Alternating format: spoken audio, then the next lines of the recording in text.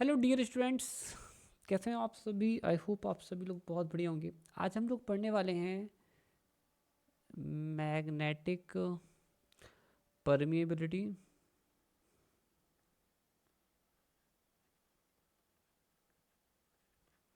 And magnetic susceptibility.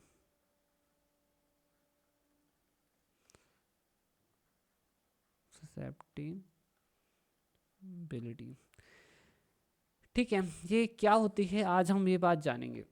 इसको जानने से पहले, इसको पढ़ने के पहले मैं यहाँ पर आपको कुछ चीज़ें रिमाइंड करवा दूँ, तो इसे आप एक रफ वर्क की तरह समझ सकते हैं। तो आपको मैंने बी बताया था, आपको मैंने एच बताया था और आपको मैंने मैग्नेटाइजेशन बताया था, ठीक है।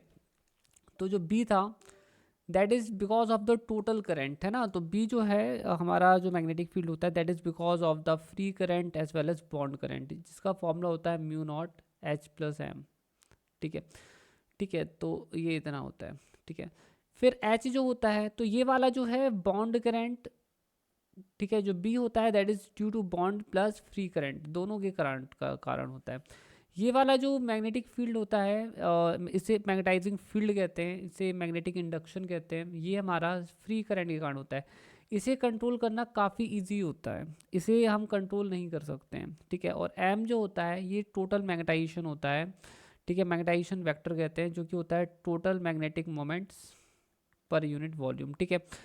अब देखिए स्टूडेंट्स, एक बात तो आप समझ ही गए होंगे कि बी जो है वो एच के डायरेक्टली प्रोपोर्शनल है, और एच एम जो है एच जो है वो एम के के ऊपर डिपेंड करता है। मतलब बी एच पे डिपेंड करता है और आप देखोगे कि एच बी एम पे डिपेंड करता है। तो यहाँ पर हम सबसे पहले बात करेंगे, ठीक है, दैट कि जो हमारा बी होता है ना, वो डायरेक्टली प्रोपोर्शनल होता है मैग्नेटाइजिंग फील्ड के। मतलब magnetic induction is directly proportional to होता है मैग्नेटाइजिंग फील्ड, ठीक है। तो इसे आप ऐसे समझ सकते हैं, मान लीजिए कि आपके पास एक कॉइल है, ठीक है। तो आपने इसमें करंट फ्लो कर दिया, जिसके कारण क्या हो गया, मैग्नेटिक फील्ड क्रिएट हुआ, ठीक है। ओके, तो ये जो मैग्नेटिक फील्ड है आप कह सकते हैं it is a magnetising field, क्योंकि ये हमारी फ्री करंट के कारण प्रोड्यूस हो रहा है, ठीक है। अब यहाँ पर हम अगर आयरन रखते हैं, suppose that iron is placed, तो आयरन जो होगा उसके अंदर से मैग्नेटाइजिंग फील्ड तो निकलेगा ही निकलेगा, ठीक है। बट इसके अंदर जो एटॉमिक जो हमारे एटम्स हैं वो एटॉमिक मैग्नेट्स की तरह बिहेव करते हैं, और उनका भी एक मैग्नेटिक फील्ड होता है। तो इसके अंदर जो मैग्नेटिक लाइंस होती हैं वो ज़्यादा होती हैं, ठीक है, आउटसाइड से। तो आउटसाइड अगर 2 लाइन्स हैं तो अंदर पता चल रहा है कि 3-4 लाइन्स है ना। तो अंदर जो मैग्नेटिक फील्ड होता है that is because of the bond current as well as due to the free current, ठीक है। बट अगर आप यहाँ पर देखेंगे तो बाहर सिर्फ एक ही है ना।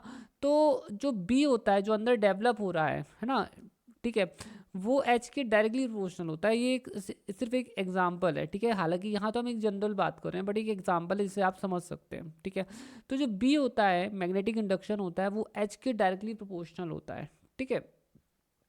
अगर हम इस प्रोपोर्शनैलिटी को हटाते हैं तो यहाँ पर आता है म्यू, ठीक है, जिसे कहते हैं मैग्नेटिक परमिएबिलिटी, ठीक है। So mu is called magnetic permeability.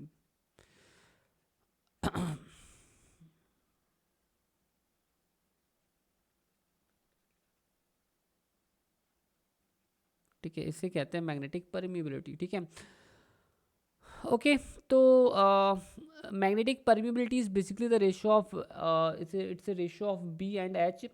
और जो मैग्नेटिक परमिएबिलिटी की जो यूनिट होती है ना, यूनिट ऑफ म्यू, वो हमारी होती है न्यूटन पर एम्पियर स्क्वायर होती है, यूनिट ऑफ म्यू, ठीक है।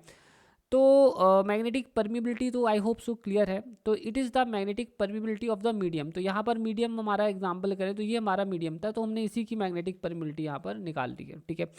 तो जो मैग्नेटिक परमिबिलिटी होती है that is the product of absolute permittivity of the free space into relative permittivity of the medium. तो इसका मतलब ये हो गया कि जो रिलेटिव परमिटिविटी होती है वो होती है म्यू अपॉन म्यू नॉट, ठीक है। तो रिलेटिव परमिटिविटी का निकालने का फॉर्मूला ये होता है, ठीक है। और यहाँ पर आप जो निकाल रहे हैं that is the permeability of the medium, है ना। तो ये परमिबिलिटी है ना, रिलेटिव परमिबिलिटी है, ठीक है। डोंट वरी अगर मैंने धोखे से परमिटिविटी बोल दिया होता है ना, इट्स परमिबिलिटी, ठीक है। ओके, तो I hope so that magnetic permeability क्या होती है वो क्लियर होगी, क्योंकि फिजिकली इसका मतलब क्या होता है, ठीक है, what is the physical meaning. तो बच्चों इसका मतलब ये होता है, ये जो म्यू है मैग्नेटिक परमिबिलिटी, ये हमारे हमको ये बताता है कि किसी भी मैग्नेटिक सब्सटेंस के अंदर, ठीक है, किसी भी सब्सटेंस के अंदर मैग्नेटिक फील्ड किस हद तक पेनिट्रेट कर रहा है ना, how much magnetic field has been penetrated. अगर किसी सब्सटेंस के लिए म्यू की वैल्यू ज़्यादा है, इसका मतलब ये है कि उसके अंदर से ज़्यादा मैग्नेटिक लाइंस पास हो रही हैं, उसके अंदर आसानी से मैग्नेटिक फील्ड पेनिट्रेट कर सकता है ना। तो म्यू इसी बात को बताता है कि किसी सब्सटेंस के अंदर कितने आसानी से मैग्नेटिक फील्ड पास हो सकता है, ठीक है। I hope so that's clear to you. तो दूसरा हमारा था, ठीक है, मैग्नेटिक ससेप्टिबिलिटी। देखिए स्टूडेंट्स, जो मैग्नेटाइजिंग वेक्टर होता है, आप देख भी सकते हैं एम और एच रिलेटेड है ना। तो एम जो होता है वो डायरेक्टली प्रोपोर्शनल होता है एच के। फिर से मैं वही बताऊंगा, जैसे एक एग्जांपल ले सकते हैं, जैसे मैंने यहाँ से करंट फ्लो किया, तो यहाँ ये जो मैग्नेटिक फील्ड क्रिएट कर रहा है that is what, that is H, है ना, ये एच क्रिएट कर रहा है, मैग्नेटाइजिंग फील्ड है। अब अगर यहाँ पर से कोई सब्सटेंस रखा है, तो इसके अंदर जितने भी मैग्नेटिक एटॉमिक डायपोल्स होंगे वो सब एक ही डायरेक्शन में क्या होने लगेंगे, अलाइन होने लगेंगे। वो सब के सब जो है एक ही डायरेक्शन में क्या करेंगे, अलाइन होंगे, होने लगेंगे। तो जिसके कारण क्या होगा, इसके पास कुछ नेट मैग्नेटाइजेशन डेवलप होने लगेगा, है ना। तो एम क्या होता है, total number of magnetic dipoles upon per unit volume, ये होता है ना, ठीक है। तो जितना ज़्यादा हम एच अप्लाई करेंगे उतने ही ज़्यादा डायपोल्स डायरेक्ट एक पर्टिकुलर डायरेक्शन में, मैग्नेटिक फील्ड डायरेक्शन में अलाइन होने लगेंगे, ठीक है। तो ऑब्वियस सी बात है, ठीक है, कि जो मैग्नेटाइजेशन है वो एच पे डिपेंड करता है ना, that depends on the magnetic field H, ठीक है।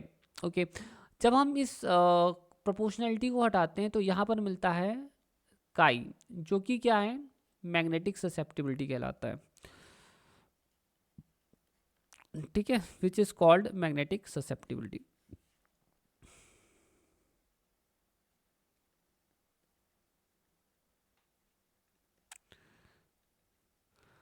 अब मैग्नेटिक ससेप्टिबिलिटी जो है स्टूडेंट्स ये एक डायमेंशनलेस क्वांटिटी है, मतलब इसका कुछ नहीं है, इसका कोई डायमेंशन नहीं, it is a dimensionless quantity, yes it is a dimensionless quantity. H की यूनिट होती है एम्पियर पर मीटर, है ना। तो ऑब्वियस सी बात है कि एम की भी यूनिट क्या होगी, एम्पियर पर मीटर होगी, है ना।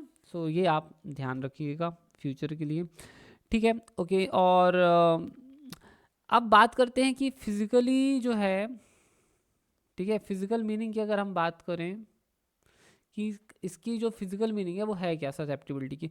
तो अगर किसी सब्सटेंस का मैग्नेटिक ससेप्टिबिलिटी ज़्यादा आता है ना, अगर किसी सब्सटेंस का, ये मोर है, मतलब वो सब्सटेंस आसानी से मैग्नेटाइज हो सकता है।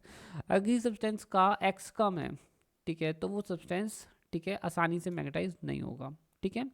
सो ये इसकी फिजिकल मीनिंग है और ऑब्वियस भी है, ठीक है, कि इसकी फिजिकल मीनिंग यही होगी, ठीक है, क्योंकि अगर किसी का एक्स ज़्यादा है, ठीक है, मतलब काई अगर ज़्यादा है तो उसका एम भी ज़्यादा होगा, मतलब उसके अंदर ज़्यादा magnetic moments, dipole moments per unit volume है, तो वो ज़्यादा मैग्नेटाइज हो सकता है, ठीक है।